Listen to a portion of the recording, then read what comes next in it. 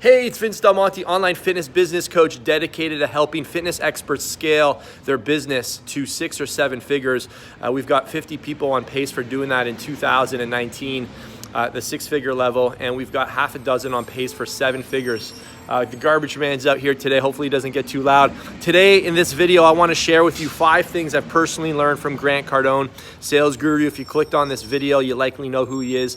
I'm such a proponent of, I would say, the majority of his work. Don't agree with everything, but the majority of stuff he teaches about money has really been helpful. I want to give you guys some examples. I love his work so much. We even got 10X license plates. Grant, Jared, 10X fam, if you're watching, pretty cool, right? So anyways, check it out. Number one thing I've learned from Grant Cardone is that money is useless until you use it. All right, you're gonna wanna write these down. These are very, very powerful. And I always had this idea that you've got to save money, save money, save money. And he helped me reframe the whole word around saving to storing money. We'll talk about that in another point. But one of the big things Grant teaches is that if I have a stack of, $100 bills, and we just, put this stack of $100 bills, it adds up to $1,000. And we just, we just put it maybe in the mailbox over here, and we just put that $1,000 in the mailbox, and we go on a trip for a month. Let's say we go to Europe. How much is that $1,000 worth in a month from now? How much is that $1,000 worth in a month from now? And maybe $1,000, right? But if we leave that $1,000 in there for 6 months, for 12 months, how much is that $1,000 worth? $1,000, all right? And heck, we could even make a case for how that $1,000 might be worth less. So one of the very first things you have to understand is that money is useless sitting inside your bank account, all right? And the number one thing, especially if you're in your 20s, if you're in your 30s, even if you're in your 40s, is that you need to play offense. And you're likely playing defense right now. You're likely being way too conservative with your money, and you're not investing into yourself. All right, you're not investing into your education. You're not creating a business that produces cash flow. All right, so that's the first thing I learned from Grant Cardone, because whenever I'm tempted to, save a little bit, put money aside, I'm like, hey, if I save this, I might make a little bit of return, but if I invest this into my business, the return could be 5 to 10 times bigger. Does that make sense? So where should you put your money? You. All right, investing into your education and building an online fitness business where you can produce recurring revenue, maybe coaching high ticket, or doing lower dollar ebook stuff and selling on volume, or doing 8-week challenges. We teach all those things, by the way. So the question is just, where do you start? So that's number one, all right? Number two thing I learned from Grant Cardone is that you cannot expand and contract at the same time, all right? You're all fitness folks, likely, if you've been following my work. Can you guys build muscle and lose fat at the same time? Can you increase your, well, let's just use that example. That's a simple one, right? No, right? They're counterproductive goals. So just like in business, you can't save a ton and then invest a ton at the same time. You've got to decide, what's the goal? Are you contracting or are you expanding? So kind of piggybacking on number one, you've got to invest. You've got to invest into attention, all right? You've got to get attention, or else money can't flow you if people don't know you, all right? That's a little Grant Cardone-ism as well. So a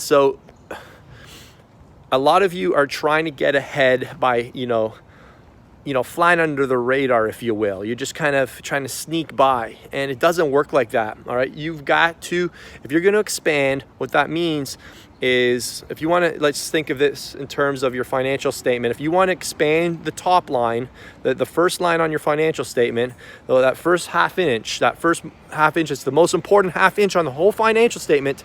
That line cannot go up, my friend, if every other line on the financial statement does not also go up. Okay? If your top line is going to go up, your expenses are going to go up. All right? Your advertising is going to go up. Your payroll is going to go up. Your tech bills are going to go up. Your operating expenses are going to go up. Okay? Everything's going to go up. So you got to get this through your head. It's okay if all your expenses are going up if the top line is staying ahead. Does that make sense? So you can't expand and contract at the same time. It's like trying to build muscle and lose fat at the same time. You're never going to do it, okay? Unless you're on steroids and you're doing something illegally, all right? That's the only way you can expand and contract at the same time in business too, if you're doing something illegally, all right? So, hey, number 3, all right? Only 2 reasons you'll go out of business. People don't know you, or people forget who you are. All right, so money follows attention. That's point number 3. Money follows attention. Really, really big. Last year we spent $500,000 between Facebook and Instagram. You probably noticed this YouTube channel died. Yeah, I'll say it. I mean, the views plummeted, primarily because now we're speaking to a completely new audience. I help fitness people. Now we're helping fitness people who want to make money, which is totally fine. I'm rebuilding this channel, but I put the money into platforms that produce customers and clients. Does that make sense? And I got known where my customers were hanging out. Sorry, the garbage man's here pretty loud this morning. So, to get known, you have to invest your money into attention, all right? The number one thing you focus on is high visibility. If your name doesn't have high visibility, then you're gonna really struggle, okay? If they don't know you, they can't flow you, all right? So people have to know who you are. And you've got to invest into Facebook ads and Instagram ads and getting seen all the time, all right? You've got to be top of mind. And you have to understand that sometimes these investments don't have immediate payoffs. You know, sometimes you'll take a loss on your ad spend, but you might make the money back in 30, 60, 90 days, or you may be getting followers now and they're not going to convert into paying customers for 2 or 3 years, all right? This is called playing the long game, and this is why a lot of solopreneurs, a lot of businesses go out of business in the first 5 years. I believe it's like over 80% of online businesses go out of business within the first 5 years because they're not investing into visibility, all right? So, money follows attention, all right? That's number 3. All right, number 4, people don't cost you money.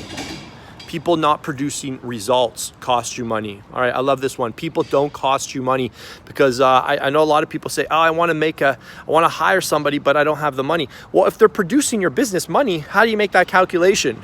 All right, you're not hiring people just to do stuff. You have to hold them to KPIs, key performance indicators. They need to know what they're responsible for. You have to give them ownership, responsibilities. You have to train them up. You have to send them to events, just like I'm sending Kate and Jay, 2 of my coaches, to Black Belt. I can't go this summer.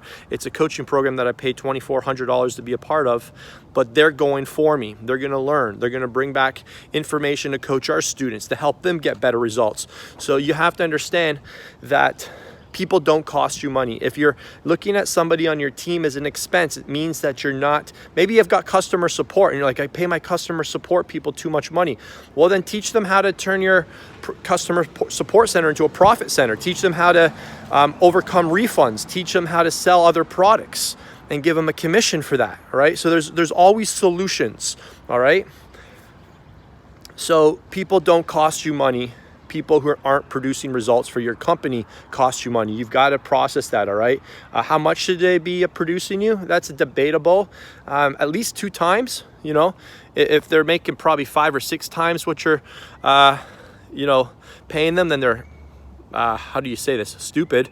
Because if they're producing you 5 to 6 times more than what they're making themselves, then they should be in business for themselves. But typically someone's going to be making you 2 to 3 times more, and there's going to be other currencies that they're going to be cashing in on, likely your culture, being in your environment, having the security, maybe perks that you've got that they work certain hours from home, etc. So not everybody's just driven by money.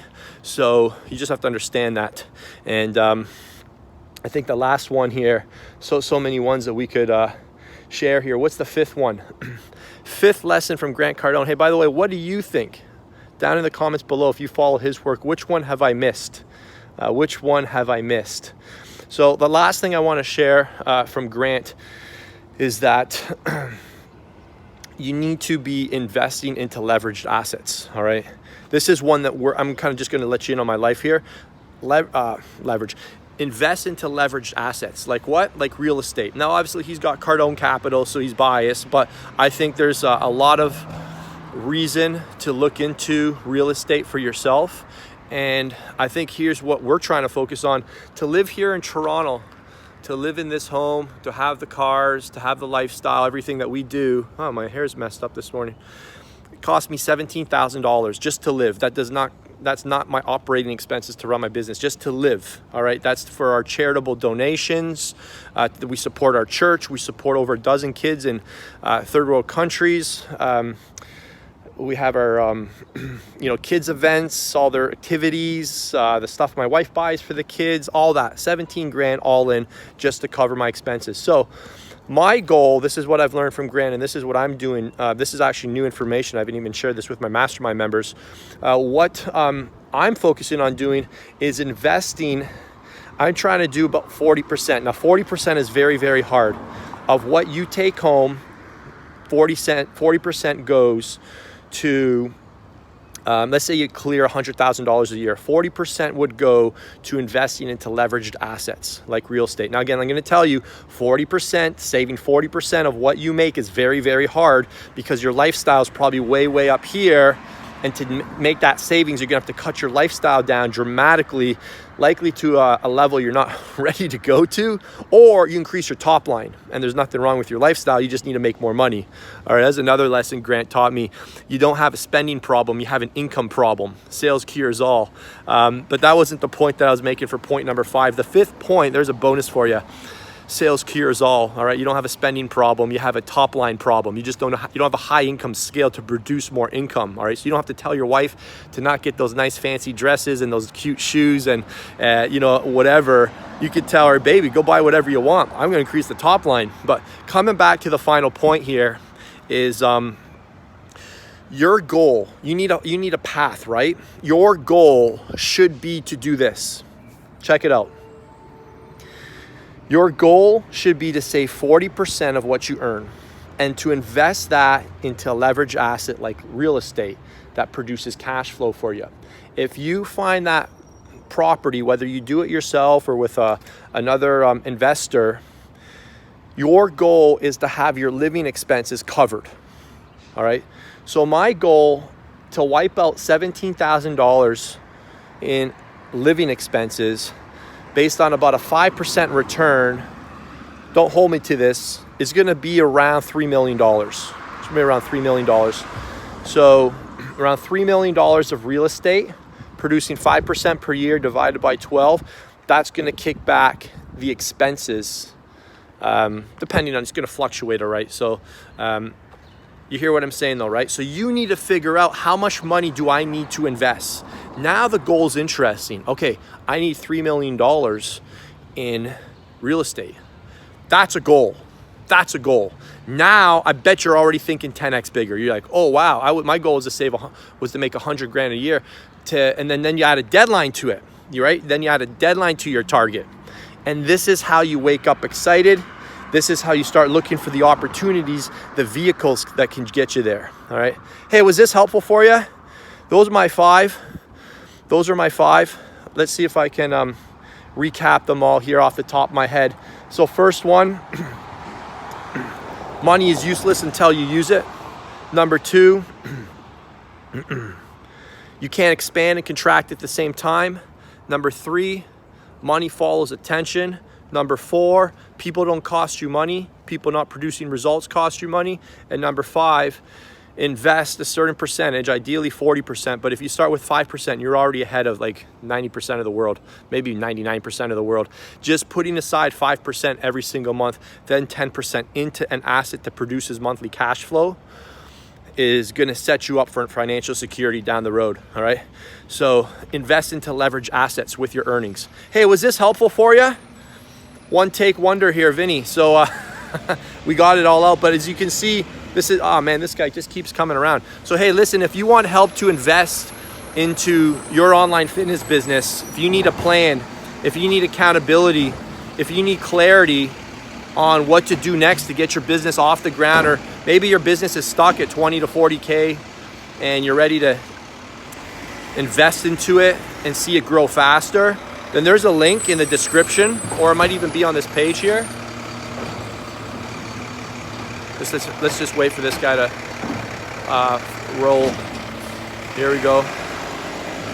If you're ready to invest into your online fitness business and get it to the next level, if you're looking for a breakthrough, all right, then fill out the application and we'll get you on the phone with one of my coaches, either Kate or Jay, and we'll see where you're at, and we'll brainstorm some ideas and we'll figure out a plan to get you to the next level, all right?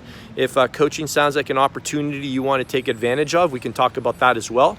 And that's all you need to do next. So your next step is to fill the application out. All right, it's in the description. It's going to ask you a number of questions, and then we'll set up a call and go from there. All right, hey, hope that was helpful for you. Let me know as well, who would you like me to cover next? I was going to do a little series here. I've been learning from so many people over the last year, from my podcasts, from guests who come and speak to our mastermind members at events and on our weekly specialist training, and other masterminds I'm a part of.